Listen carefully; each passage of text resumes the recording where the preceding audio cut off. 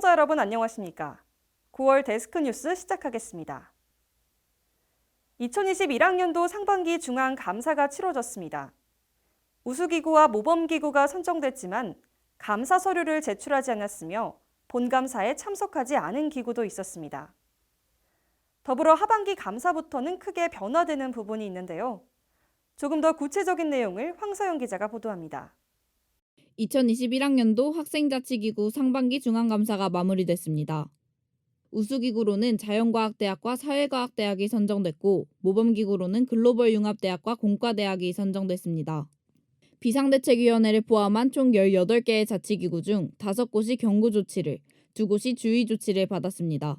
안녕하십니까. 전북대학교 제53대 중앙감사위원장 이동하입니다. 치과대학의 경우 감사 서류 제출 기간 내에 서류 제출을 하지 않았고 본감사에서도 참석을 하지 않아 중앙감사 시행세칙 제22조 1항에 따라 특별감사를 진행할 예정입니다. 그리고 이에 대한 결과는 중앙감사 시행세칙 제22조 3항에 따라 정기감사와 구분되어 공고될 예정입니다. 중앙감사위원회 전체 투표를 거쳐 영수증 70%, 회계보고서 30%를 반영한 결과 대부분의 단과대학들이 세칙을 준수하며 오로지 학생들을 위하여 학생회비를 사용하고 있음을 확인할 수 있었습니다. 언급이나 주의를 받은 단과대학들도 학생회비의 부정적인 사용이 아닌 결제 방법의 실수, 회계보고서 오탈자 기입 등이니 해당 사항을 자세히 살펴봐 주시길 바랍니다. 다음 하반기 감사부터는 크게 2가지가 변화됩니다. 첫 번째로 중앙감사위원장과 부위원장을 전북대학교 선거 시행세칙에 준하여 선출하게 됩니다. 두 번째로 공약이행감사입니다. 공약이행감사는 말 그대로 공약 이행률을 평가하는 것입니다.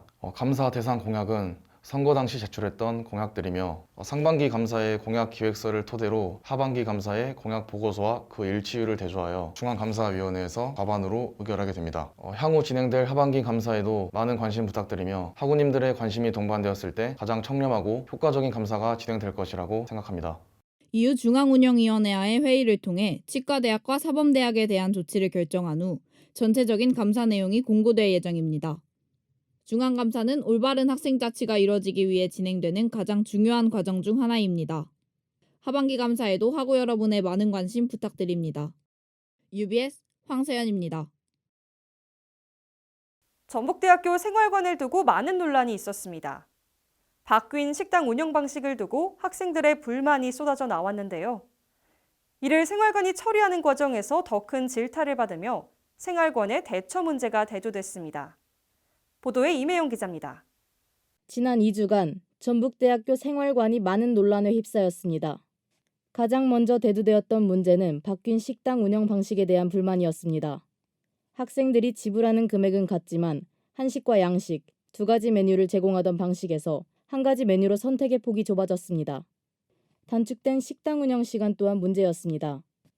이에 학생들은 식대 비율의 책정 방식과 심의 기준에 대한 공개를 요구했습니다.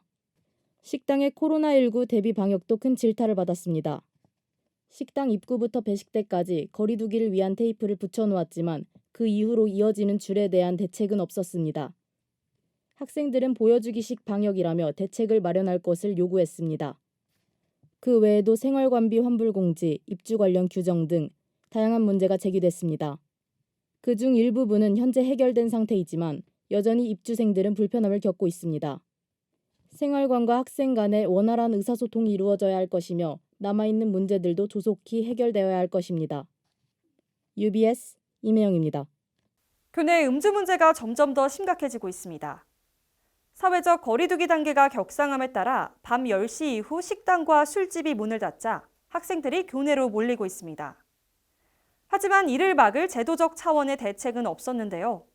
자세한 내용 황서영 기자가 전합니다. 밤 10시가 되면 우리 대학의 대학로인 구정문은 한산해집니다.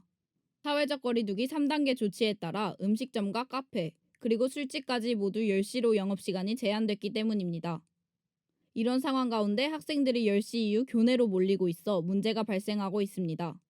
교내에서는 음주가 허용되지 않지만 학교 곳곳에 모여 술을 마시는 모습을 쉽게 발견할 수 있습니다. 이로 인해 교내 음주 문제, 소음 문제, 쓰레기 처리 문제 등이 제기되고 있습니다. 음식물을 포함한 쓰레기들이 올바르게 분리수거되지 않고 있고 심지어 방역수칙 5인 이상 집합금지조차 잘 지켜지지 않고 있습니다. 모임을 금지하기 위해 제정되어 있는 거리두기 3단계 조치가 무용지물이 되는 순간입니다. 코로나 바이러스의 대유행으로 인해 1년이 넘는 시간 동안 대부분의 수업이 비대면으로 대체되고 있는 지금, 학우들은 방역수칙을 지키기에 더욱 힘써야 할 것이며 캠퍼스의 일원이라는 의식을 가지고 교내를 앞장서 가꿔나가야 할 것입니다. 더불어 학교 측의 강력한 대응과 제도적 차원의 대책 마련도 필요해 보입니다. UBS 황세연입니다.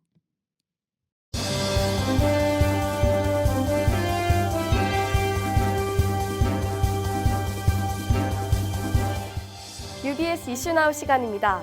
넷플릭스 오리지널 드라마 오징어 게임이 화제입니다. 한국의 전통놀이가 인기를 끌고 있는데요. 메타버스 플랫폼 로블록스에서 이용자들이 무궁화꽃이 피었습니다 놀이를 하고 있고요. 파리의 길거리에선 사람들이 딱지치기를 하고 있습니다. 오징어 게임이 전 세계에 불러온 열풍이 대단한데요. 오징어 게임 돌풍이 언제까지 이어질지 지켜봐야겠습니다. 다음은 10월 셋째 주 날씨 김채민 아나운서가 진행합니다.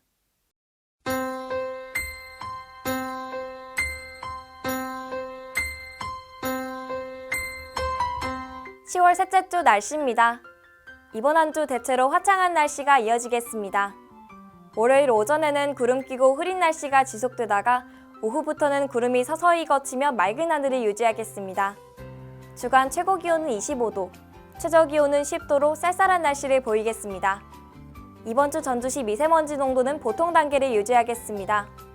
이번 주부터 점차 기온이 떨어지겠는데요. 다가오는 추위에 대비하시는 게 좋겠습니다. 날씨였습니다. 9월 데스크 뉴스 마치겠습니다. 오늘도 함께해 주신 학우 여러분 고맙습니다.